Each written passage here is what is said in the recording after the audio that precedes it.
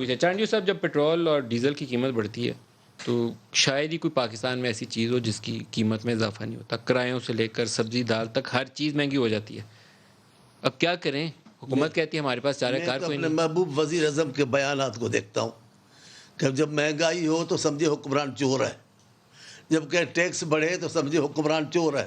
میں تو صحیح دنیا کو نہیں مانوں گا، میں تو اپنے وزیر اعظم کو مانوں گا جس کے حوالے آج کل ہمارے مقدر ہیں.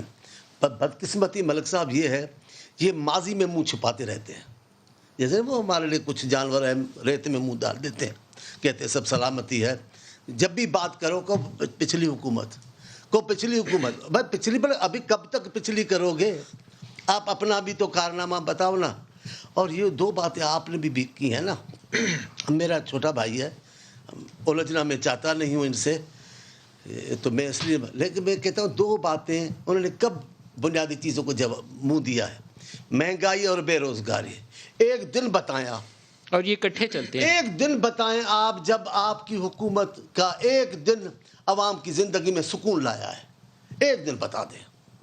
ایک مسئلہ سوائے مدبرانہ دانشورانہ دلائل اور دنیا کے مسائل، اس کے سوا آپ کرتے کیا ہو؟